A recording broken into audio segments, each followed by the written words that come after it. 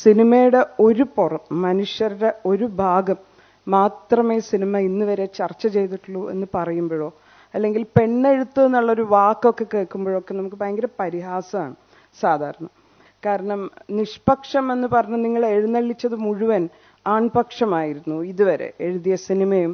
ഇപ്പൊ പറഞ്ഞ നിരുപദ്രവകരം എന്ന് പറയുന്ന ഓരോ ജോക്കും ഭയങ്കര പൊളിറ്റിക്കലി എന്താ പറയാ അപകടകരമായിട്ടുള്ള സ്റ്റേറ്റ്മെന്റുകളാണ്.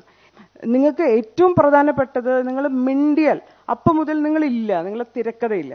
കാരണം എന്താണെന്ന് വെച്ചാൽ ഈ മാജിക് അറിയാമെന്നുള്ള മട്ടിലാണ് നമ്മളോട് സംവിധായകരും നമ്മളോട് ഹീറോസും നമ്മളോട് എന്താണ് ഇതിന്റെ പ്രൊഡ്യൂസേഴ്സും ഒക്കെ സംസാരിക്കുക. ആസ് ഇഫ് ഈ സൂപ്പർ ഹിറ്റ് ഉണ്ടാക്കുന്ന വിദ്യ അവർക്ക് അറിയാമെന്നുണ്ടെങ്കിൽ ഓക്കെ, നമുക്ക് തിരക്കഥ ഓൾട്ടർ ചെയ്യാം.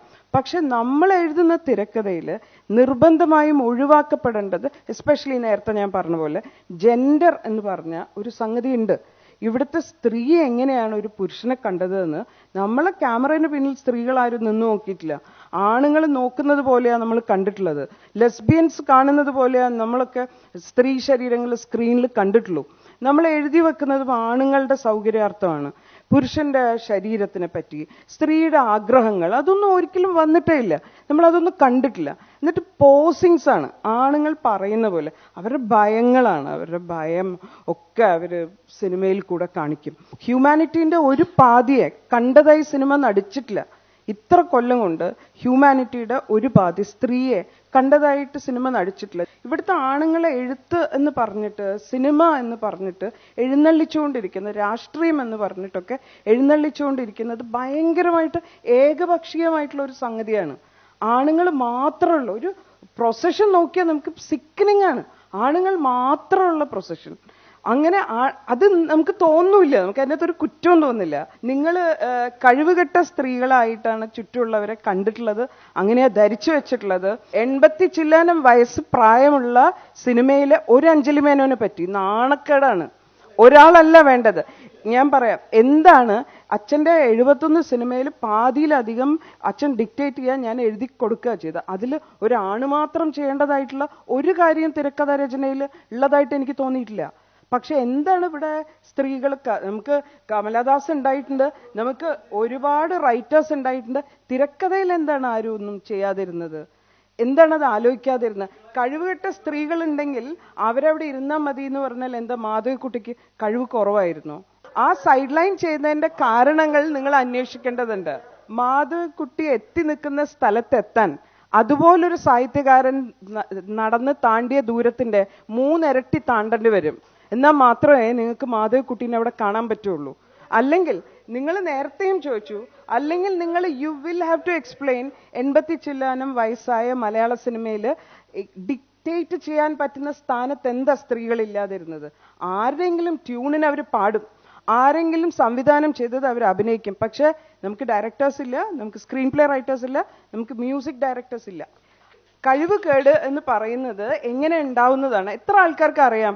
ഒരേ പരീക്ഷ എഴുതിയാൽ എന്താണ് പെൺകുട്ടികൾക്ക് ജയമുണ്ടാവുന്നത്? അതൊരു വലിയ ഡിസ്കഷനാണ്, അതൊരു ആർഗ്യുമെന്റിന് വേണ്ടി. അതാണ് അതിന്റെ വിജയവും. കാരണം അതിന് കൈയടിക്കാനുള്ള ആൾക്കാരും ഉണ്ട്, അങ്ങനെയുള്ളവരെ കൈയടിച്ച് പോരേണ്ടതുമുണ്ട്.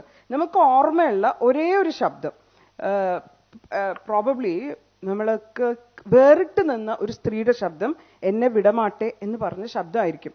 വേറിട്ട ശബ്ദം എന്ന് പറഞ്ഞത് ഒരു സ്ത്രീ പറഞ്ഞത് ആകെ മലയാള സിനിമയ്ക്ക് ഓർക്കാൻ പറ്റുന്നുണ്ടെങ്കിൽ അത് നാഗവല്ലിന്റെ ശബ്ദമാണ്.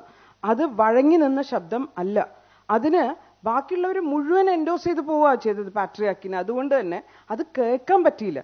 അട്ടറൻസസ് വേർ മീനിങ്ലെസ്. അത് അന്യഭാഷയിൽ നിന്ന് സ്ത്രീകൾക്ക് വന്ന് അഭിനയിക്കാം, ആർക്ക് വേണമെങ്കിലും ഡബ് ചെയ്യാം. അതൊക്കെ മീനിങ്ലെസ് ആയിട്ടുള്ള അട്ടറൻസസ് ആയിരുന്നു, പ്രധാനമല്ല. പക്ഷെ മമ്മൂക്കയ്ക്ക് വേണ്ടി ആരെങ്കിലും പകരം വേറൊരാൾ ഡബ് ചെയ്തിട്ടുണ്ടെങ്കിൽ വിവരം അറിയും. കാരണം നുവാൻസസിൽ വരെ നമുക്ക് അർത്ഥമുണ്ട്. അത്ര പ്രിവിലേജ് ഒന്നും മലയാള സിനിമ സ്ത്രീക്ക് കൊടുത്തിട്ടില്ല. അത് നമ്മൾ നീലക്കുയിൽ മുതൽ തുടങ്ങിയിട്ടുണ്ട്. തരിശ് ദാമ്പത്യത്തിലേക്ക് കൊണ്ടുവന്ന കുട്ടിയെ സന്തോഷത്തോടെ സ്വീകരിച്ച ഭാര്യയെ നമ്മൾ അവിടെ ആദ്യമേ എൻഡോസ് ചെയ്ത് വെച്ചിട്ടുണ്ട്. അവിടെയുള്ള ദളിത് ഗർഭിണിയായ സ്ത്രീയുടെ മരണത്തിന്റെ കാരണക്കാരെ പറ്റി നമ്മൾ ഇന്നുവരെ വിചാരണ ചെയ്തിട്ടില്ല. ഏറ്റവും ഗംഭീരമായിട്ടുള്ള സിനിമയായിട്ട് നമ്മൾ വാഴ്ത്തുന്ന നീലക്കുയിലെ ദളിത് സ്ത്രീനെ പറ്റി നമ്മൾ ആരും അന്വേഷിച്ചിട്ടില്ല. നമ്മൾ വലിയ സൂപ്പർ ഹിറ്റ് ഉണ്ട്, ഹിറ്റ്ലർ എന്ന് പറഞ്ഞ സിനിമ. അവളൊന്ന് കരഞ്ഞിരുന്നെങ്കിൽ എന്ന് മമ്മൂക്ക പറഞ്ഞു. കരഞ്ഞിരുന്നോന്ന് നമ്മൾ അവരോട് പോയിട്ട് അന്വേഷിച്ചിട്ടില്ല. നമ്മൾ എടുത്തത് ആരുടെ മൊഴിയാണ്? റേപ്പിസ്റ്റിന്റെ മൊഴി എടുത്തിട്ടാണ് സിനിമ നമ്മൾ കാണിച്ചത്. കാരണം അത് പറഞ്ഞത് ഹിറ്റ്ലർ പോലത്തെ ഒരു ഏട്ടനുമാണ്. അങ്ങനെയുള്ള ഏട്ടന്മാരെയും അങ്ങനെയുള്ള ഹിറ്റ്ലർമാരെയും ഒക്കെ ആക്സെപ്റ്റ് ചെയ്ത് ശീലിച്ച് ആൾക്കാർക്ക് നമ്മൾ പറയുമ്പോൾ ഞാൻ എൻ്റെ ഏട്ടൻ പറഞ്ഞതിനപ്പുറത്ത് പോയില്ല, എനിക്ക് അതിനകത്ത് തകരാറുമില്ല. And I'm quite glad about that. എനിക്ക് അങ്ങനെ അനുസരണയുള്ള ഒരു സഹോദരിയും അനുസരണയുള്ള ഭാര്യയും ഡ്യൂട്ടിഫുൾ ആയിട്ടുള്ള ഒരു അമ്മയും ഒക്കെ ആയിട്ട് ജീവിക്കുന്നതാണ് ഒരു തിരക്കഥ എഴുതുന്നതിനേക്കാൾ പ്രധാനം എന്നൊരു സ്ത്രീ തീരുമാനിച്ചു കഴിഞ്ഞാൽ അതിൽ കുറ്റമില്ല. വേണമെങ്കിൽ അവർ തരുന്ന സ്വാതന്ത്ര്യത്തിൽ എനിക്ക് അത്യാവശ്യം തിരക്കഥയും എഴുതാം. സിനിമ എന്ന് പറഞ്ഞാൽ സിനിമയായിട്ട് കണ്ടാൽ പോരെ എന്നൊക്കെ ഉള്ളത് അത് ഒരു വാദം. അങ്ങനെ കണ്ടോളൂ, അതിന് കുറ്റമൊന്നുമില്ല. പക്ഷെ അങ്ങനെ അല്ലാതെയും അതിനൊക്കെ അർത്ഥങ്ങളുണ്ട് എന്ന് മട്ടിലും കാണുന്നവരുണ്ട്.